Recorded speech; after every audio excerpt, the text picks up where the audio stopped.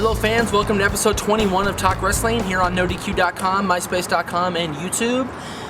Thank you for the many responses we got on YouTube the last show. We had a lot of comments, mostly positive. Yay, I was so happy. Not a lot of negativity. We had one guy said, how come you think you're hot shit? And Aaron came right back. It's cool to pretend you're hot. That is awesome. Good job, Aaron. I love it.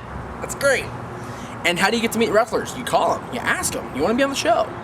That's how we got over 75 people to be on XMV and Extreme Mayhem and Rob on this show and the people on Ringside Insanity, because I called and I asked, do you want to be on this show?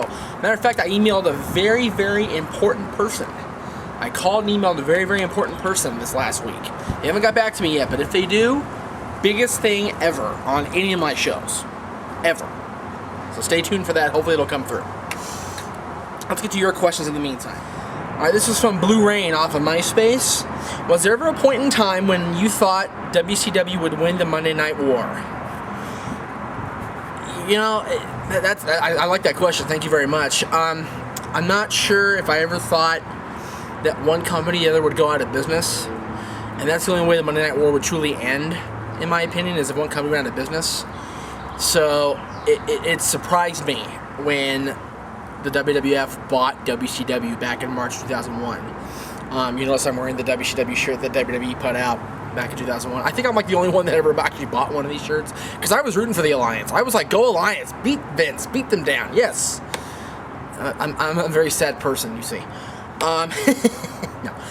So, I didn't think that WCW would ever win the Monday Night War, because I knew that at some point the WWF would come back and give them a run for their money again. But like I said, I didn't think that either company would go out of business completely. That surprised me when WCW was purchased from AOL Time Warner. That surprised me.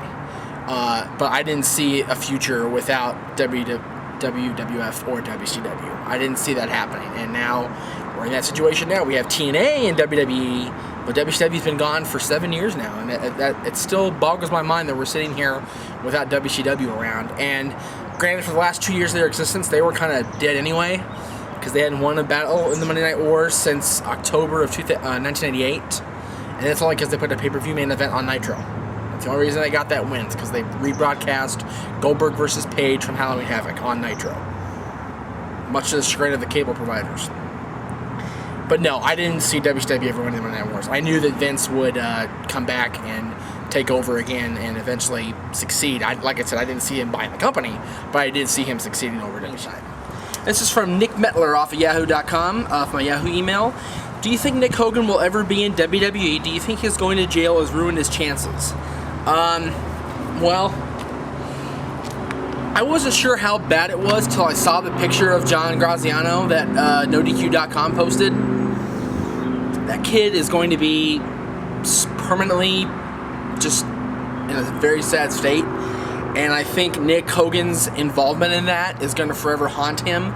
He's only going to spend 8 months in jail, but that's going to haunt him the rest of his life, and I don't think the WWE is going to want to hire him based on his track record and based on the fact that he's Hulk Hogan's son, because Hulk and Vince don't get along again right now. Hulk's starting his own company, he's doing his own thing, and it'd be very interesting to see what happens, but I don't think you'll see Nick Hogan in WWE at any time, unless Hulk Hogan and Vince make up again. So we'll see. This is from The Last Magi, or Magi, it's M-A-G-I. Say it however you want to say it. Let me know how to pronounce that, please. Who, if anyone, deserves to break Ric Flair's world title record? Well, as I established in my blog, it's 20 times as world champion, not 16. The closest right now is a tie between Hulk Hogan and Triple H. They both have 12. Triple H has 7 WWE titles and 5 world titles. Hogan has 6 of each, WWF and WCW. Hogan is pretty much retired from wrestling, so you're not going to see him win another 8 world titles. And honestly, I don't think Triple H should be losing the world title that much to win it back 8 times. He should be a long-term champion. As much as people say, oh, Triple H is this because he married Stephanie, Triple H was getting pushed in 1997, 1998, and the early part of 1999, and into the summer of 99, before he and Stephanie officially hooked up as a couple. Okay? They didn't become an on-screen couple until December of 1999. Triple H was WWF champion in August of 99. So for 5 months before that, or 4 months before that, he was already the man. So for anybody that says that Triple H doesn't deserve it, that's bullshit. He totally deserves it. Is he going to eclipse Ric Flair's record? I don't think so. If they counted the 16, maybe. But I don't see Triple H losing and regaining the world title, the WWE title, 4 more times in his career before he hangs it up. Okay, now the guy's name on his email said it was Bob Hope. Bob Hope's been dead for a few years, so I doubt it's actually Bob Hope. So I'm going to read off his email. It's r131891@yahoo.com. What do you think of Ron Killings and Chris Harris going to WWE? I don't know. I haven't seen them on TV yet. I hear they're both in dark matches. I hear they're doing well in their dark matches. I hear Killings using his TNA music, which TNA's gonna love. But I haven't seen either one of them perform on WWE television yet. So until they perform on TV, they're not really there. They're just kind of like off in the background going, yeah, hi, we got signed and we're wrestling dark matches, but we're not really here. So ask me again when they're on television. I'll be more than happy to answer that question. Our old buddy Cactus Capo wants to know, what do I think about the SoCal Val and Black Machismo Jay Lethal marriage mirroring Randy Savage and Liz? Well, we haven't seen the marriage yet. The wedding's not until this Sunday on pay-per-view at Slammiversary. No, next Sunday. 10 days, 9 days, whatever it was from Impact. 9 days. It was 10 days on Impact, and not that much. But it's been very interesting to see her respond to his different proposals with the "oh yeah" like Liz did. That was cool. A lot of people don't like SoCal Val, including someone very close to me. But I like Val. I've always liked Val, and I like Jay Lethal. I think it's a funny relationship. I think it's cute that they're totally mirroring Randy Savage and Elizabeth. It'll be interesting to see if they have a snake at the reception come out of one of the gift boxes, and Jake the Snake should be there. Jake the Snake should totally crash that wedding just like he did 17 years ago at SummerSlam. That would be the best thing ever. And have Brian Lee impersonate the Undertaker and interfere with Jake the Snake. That would be the ultimate thing for me. I'm just saying. Dixie, make it happen. Jarrett, make it happen. I think it's funny, but I think it's short term at best. They've carried this on for months. It's bound to end sooner or later. And Sunday's going to turn heel eventually. Sunday has got to turn heel on Lethal eventually. This is from Josh Lee. Do you think Sting will get a final world title run in TNA since he's retiring soon? Or do you think he'll get a Ric Flair-like send-off in the Impact Zone? In the Impact Zone, on Impact. The Flair-like send-off, I don't see happening, strictly because most of the people that Sting regards as his longtime friends, don't work for TNA. And, if it were me, I'd want Ric Flair there. Sting couldn't be at Ric Flair's. I want Ric Flair's at Sting's. But I think Flair still works for WWE in some capacity as like a public relations advisor or a public relations representative or something, because he accepted that award from the military. So I don't see him going to TNA to recognize Sting. You'll see guys like Rick Steiner and Scott Steiner and, all those guys. But maybe Luger, Bagwell, Sting's family, of course. So it's feasible. But I don't see TNA doing something like that. As much as Sting means to the company, I don't see them doing that. Because I don't think TNA, as much as they were part of the NWA and they represented the NWA Championship for so long, it seems to me they don't really care about tradition. That's just what I see. Just what I see. As far as a world title run, that's also very unlikely. Excuse me. It's not like The Undertaker getting a Lifetime Achievement Award type World Championship run where he gets his last run before he retires. Sting got that. He was TNA champion for a couple weeks. He was NWA champion for a little while. He beat Jeff Jarrett and he beat Kurt Angle respectively. I don't see him getting another world title run in TNA unless TNA really wants to do something drastic and really make people go, what the hell? That may be a possibility.